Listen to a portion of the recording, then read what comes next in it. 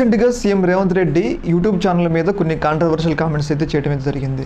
ప్రధానంగా ఆయన చేసిన స్టేట్మెంట్స్ ఏంటి అంటే, ఈ రోజుల్లో యూట్యూబ్ ఛానల్స్ చాలా ఎక్కువైపోయినాయి, జర్నలిస్టుల పేరు చెప్పుకొని రకరకాలుగా విమర్శలు చేస్తున్నారు ప్రభుత్వాన్ని అన్నట్లుగా ఆయన అయితే మాట్లాడటం అయితే జరిగింది. అయితే ఇప్పుడు రేవంత్ రెడ్డి గారు గుర్తుంచుకోవాల్సింది ఏంటంటే, ఈ యూట్యూబ్ ఛానల్ వల్లే రేవంత్ రెడ్డి సీఎం అయింది అనేది అయితే మనకు మర్చిపోవద్దు. ఎందుకంటే గతంలో కేటీఆర్ గారు ఒక మాట అన్నారు, 30 యూట్యూబ్ ఛానల్లో మేము పెడితే మేము అధికారంలోకి వచ్చేటోళ్ళం అని చెప్పేసి కేటీఆర్ గారే అర్థమైంది. అంటే కేటీఆర్ గారు అంటే యూట్యూబ్ ఛానల్ వల్ల పవర్ ఎంత ఉందో మనందరికీ తెలుసు. అంటే దానివల్ల ఏంటంటే ప్రభుత్వం మారి రేవంత్ రెడ్డి సీఎం కావడానికి ప్రధానంగా ఉపయోగించింది ఏంటంటే యూట్యూబ్ ఛానల్. ఇప్పుడు అధికారంలోకి వచ్చిన తర్వాత ఏమంటున్నారు, యూట్యూబ్ ఛానల్ని నిషేధించాలి, యూట్యూబ్ ఛానల్ని తగ్గించాలి అని చెప్పేసి ఇప్పుడు రేవంత్ రెడ్డి అంటారు. అంటే అధికారంలో ఉన్నప్పుడు ఒకలాగా మాట్లాడతారు, అధికారంలో లేనప్పుడు ఒకలాగా మాట్లాడతారు. ఇప్పుడు మీరు మంచి అని చేస్తే మీకు మంచిగా చెప్తారు, మీరు చెడు అని చెప్తే మీకు చెడుగా చెప్తారు. ఇప్పుడు మీరు రుణమాఫీ 40,000 కోట్లు చేస్తా అన్నారు, మరి 17,000 కోట్లు చేశారు. అంటే ఇప్పుడు మేము దాని గురించి మాట్లాడకూడదా?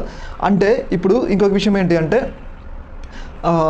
రీసెంట్గా సిపి కొత్తకోట శ్రీనివాసరెడ్డి గారిని బదిలీ చేస్తారు. ఆయన సిన్సియర్ అధికారి, మరి సిన్సియర్ అధికారిని ఎందుకు బదిలీ చేస్తారని అడగడం తప్పు కాదు కదా. మీ యొక్క సీఎంఓలో ఎక్కువ రెడ్డి క్యాస్ట్కి సంబంధించిన వాళ్ళే ఎక్కువ ఉన్నారు, అర్థమైందా? మీ సీఎంఓలో ఒక క్యాస్ట్కి సంబంధించిన వాళ్ళు ఎక్కువ ఉన్నారు, ఎస్సీ ఎస్టీ బీసీల యొక్క ప్రాధాన్యత తక్కువ ఉంది, అది అడగడం తప్పదు. అంటే మిమ్మల్ని పొగిడే వాళ్ళకి మాత్రం మీరైతే విధించరో, మిమ్మల్ని ప్రశ్నిస్తున్న వాళ్ళు మాత్రం నిషేధం విధిస్తారా? అంటే ఇక్కడ స్టాండర్డ్స్ ఎలా ఉంటాయి అంటే, గతంలో అధికారం రావడానికి కృషి చేసిన ఛానల్స్నే ఇప్పుడు తగ్గించాలంటే వీళ్ళ యొక్క డబుల్ స్టాండర్డ్స్ అయితే బయటపడుతున్నాయి. ఏదైనా కానీ యూట్యూబ్ ఛానల్స్ మిమ్మల్ని మీరు అణిచివేయాలనుకుంటే మీ తరం కాదు. ఎందుకంటే ఇప్పుడు కేంద్రంలో బీజేపీకి అన్ని సీట్లు తగ్గడానికి ప్రధాన కారణం ధ్రువ్ రాతే, రవీష్ కుమార్ యూట్యూబ్ ఛానల్లో మాత్రమే ఈ స్థాయిలో వాళ్ళకి సీట్లు తగ్గినాయి. మోడీయే ఏం చేయలేకపోయారు, మీరేం బిగుతారు యూట్యూబ్ ఛానల్ని? యూట్యూబ్ ఛానల్లో ప్రజలు మంచి చెప్తేనే ప్రజలు చూస్తారు తప్పితే ప్రజలు చెడు చెప్తే మాత్రం చూడరు. ఎందుకంటే వాళ్ళకి ఒక నాలెడ్జ్ ఉంటుంది, వాళ్ళకి కూడా కొద్దిగా వాళ్ళ నాలెడ్జ్ వాళ్ళకు ఉంటుంది, అర్థమైందా? ఇప్పుడు వాళ్ళకి నచ్చితేనే ఆ కంటెంట్ని వాళ్ళు చూస్తారు తప్పితే వాళ్ళకి నచ్చపోతే ఆ కంటెంట్ని చూడరు కదా. ఇప్పుడు రేవంత్ రెడ్డి ఏంటంటే సీఎం అయిండు, ఆయన బాధ ఏంటంటే ఇంకా ఆయన ఎవరిని ప్రశ్నించొద్దు అనే స్థాయికి ఎదిగిండు. అంటే ఇప్పుడు ఉత్తర కొరియాలో కిమ్ ఉంటాడు కదా, సేమ్ ఇంకా అలా యూట్యూబ్ ఛానల్ ఉండదు, ఇంకా నన్ను ఎవరు ప్రశ్నించొద్దు అని అయితే ఆయన ఫీల్ అవుతుంది. ఎందుకంటే ఇంకా తెలంగాణకి ఆయన జీవితకాలం సీఎంగా ఉంటాడని అయితే ఆయన ఫీల్ అవుతా ఉండు. ఏదేమైనా కానీ యూట్యూబ్ ఛానల్ మీద రేవంత్ రెడ్డి అనేది చాలా చౌకబారు వ్యాఖ్యలు అయితే చేయడం అయితే జరిగింది. ప్రధానంగా ఒక సీఎం స్థాయిలో ఉన్న వ్యక్తి వాడొకడు పెడతారు, వాడొక మైకు ఈడొక మైక్ అంటే ఒక చౌకబారు, ఒక రెస్పెక్ట్ లేనితనం. ఇప్పుడు ఎవడు పెట్టుకున్న తెలంగాణకు సంబంధించిన వాళ్ళే పెట్టుకునేది. తెలంగాణ సమయంలో తెలంగాణ ఉద్యోగులే, తెలంగాణ విద్యార్థులు ఇప్పుడు యూట్యూబ్ ఛానల్ నడిపేది. అంటే వాళ్ళని కూడా రెస్పెక్ట్ లేకుండా వాడు ఈడు అంటాం అనేది రేవంత్ రెడ్డి యొక్క విజ్ఞతకి వదిలేద్దాం.